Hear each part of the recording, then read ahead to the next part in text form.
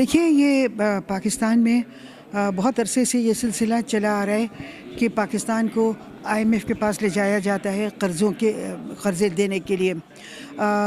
मैंने बहुत दफ़ा कई अरसे से मैं इस पे काम कर रही हूँ कि पाकिस्तान बजाय इसके कि कर्ज़े लेके ये करे, इसकी ज़रूरत हमें इस चीज़ की है, बैलेंस ऑफ पेमेंट को क्राइसिस मैनेज करने की ज़रूरत है। तो वो इस किताब में मैंने बैलेंस ऑफ पेमेंट की क्राइसिस मैनेजमेंट की है और मैंने कहा है कि हमें IMF के पास जाने की ज़रूरत नहीं है अगर हम सही तरह से अपने बैलेंस ऑफ पेमेंट को मैनेज करें। तो इसमें मैंने करके दिखाया है कि किस तरह हम क्या करना चाहिए, हमारी क्या वो होना चाहिए। मिसाल के तौर पे मैंने कहा है कि हम बहुत से तायुशात इंपोर्ट कर रहे हैं। हम खाने पीने की अशिया जैसे चॉकलेट्स हैं और चीज़ है और फल हैं और सब्ज़ियां हैं, ये हम इंपोर्ट कर रहे हैं। फिर हम अभी गाड़ियां इंपोर्ट कर रहे हैं, 220 गाड़ियां गवर्नमेंट बुलेट प्रूफ गाड़ियां इंपोर्ट कर रही है, जबकि लाइफ सेविंग ड्रग्स इंपोर्ट नहीं कर पा रहे हैं मगर गाड़ियां इंपोर्ट कर रहे हैं। तो मैंने कहा ये तय्युशात को अगर आप ख़त्म कर दें तो 2019-20 का जो वो है इंपोर्ट बिल, उसमें से 3.15 बिलियन डॉलर्स तो ये कम हो जाएंगे अगर आप ये तय्युशात ना इंपोर्ट करें। इसके अलावा कुछ बहुत ज़रूरी चीज़ें हैं जो आपको इंपोर्ट करना पड़ती हैं। मिसाल के तौर पे तेल है और मिसाल के तौर पे अगर हम लोग क्योंकि मिसमैनेज करते हैं तो गंदम भी हमको इंपोर्ट करना पड़ता है। तो उसके लिए मैंने ये मशवरा दिया है कि बजाय इसके कि हम उसको डॉलर्स में अदायगी करें, बहुत से मुल्क आजकल लोकल करेंसी में कर रहे हैं ट्रेड और उसके अलावा बार्टर ट्रेड कर रहे हैं।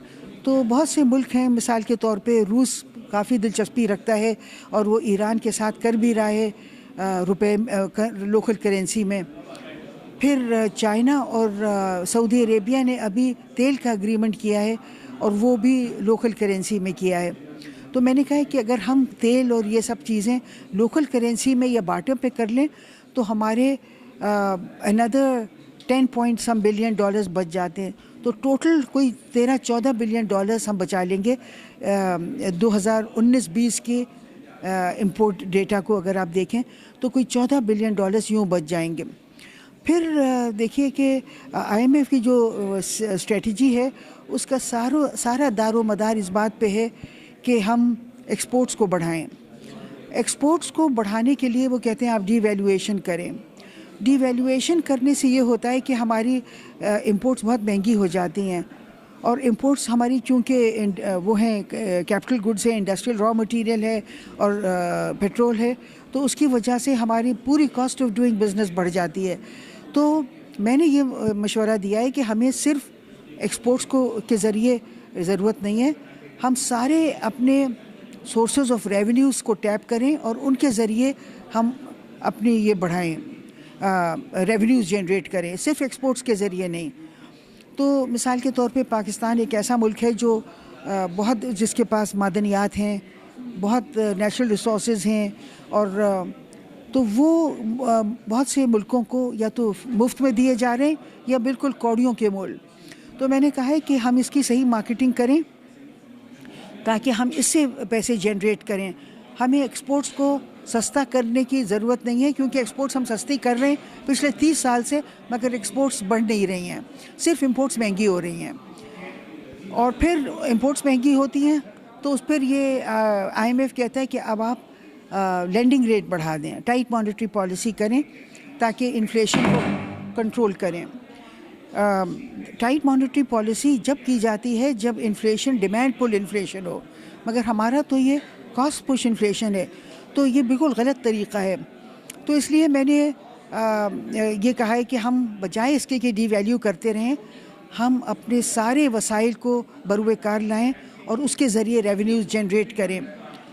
और फिर इसकी ज़रूरत है कि हमें अपनी एक्सपोर्ट्स को सस्ता करने की ज़रूरत नहीं है, हमें अपनी एक्सपोर्ट्स की क्वालिटी बेहतर करने की ज़रूरत है।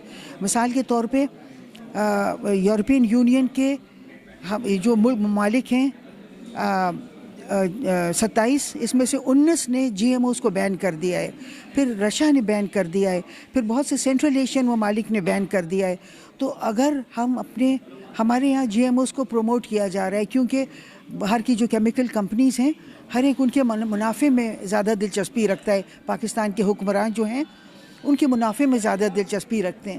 تو اس لیے ضرورت اس چیز کی ہے کہ ہم اپنی ایکسپورٹس کو کی کوالٹی بڑھائیں, جی ایم اوز کو بین کریں, اور ہم ضرورت اس چیز کی ہے کہ ہم اپنی کوالٹی اگر بڑھا دیں تو ہمیں اپنے ایکسپورٹس کو سستا کرنے کی ضرورت نہیں ہے.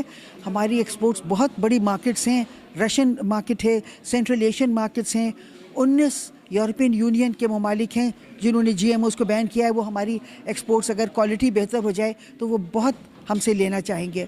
تو یہ پورا فوکس ہے میری اسٹریٹجی کا, اور میں سمجھتی ہوں بہت بہتر ہے یہ آئی ایم ایف کی اسٹریٹجی سے. بہتر نہیں ہے صرف, یہ بہت خوشحالی لے کے آئے گی.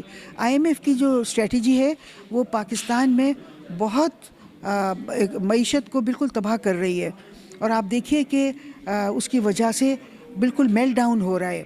تو ابھی اگر حکومت پھر چلی جاتی ہے اگر 9th and 10th ریویو میں, تو پھر ہم آئی ایم ایف کے پروگرام میں بن جائیں گے. اور اگر ہم ان کے پروگرام میں بند گئے تو یہ جو ساری ہم نے محنت کی ہے, آلٹرنیٹیوز تیار کیے ہیں, یہ سب ریڈنڈنٹ ہو جائیں گے. تو اس لیے میری آپ سب سے یہ درخواست ہے کہ حکومت کو روکا جائے کہ اب مزید آئی ایم ایف سے قرضے نہ لے, تاکہ ہمارے پاس آپشنس جو اویلیبل ہیں ہم ان پہ کام کر سکیں, کیونکہ وہ پاکستان میں خوشحالی لے کے آئیں گے. اور پاکستان میں جو آئی ایم ایف کے پروگرام کی وجہ سے جو بدحالی آئی ہے اور جو ہماری معیشت تباہ ہو رہی ہے اس کو روکا جا سکتا ہے. صرف 5-6 مہینے کا ہمیں عرصہ چاہیے, اس کے دوران ہم پاکستان کی معیشت کو دوبارہ اپنے پیروں پہ کھڑا کر دیں گے.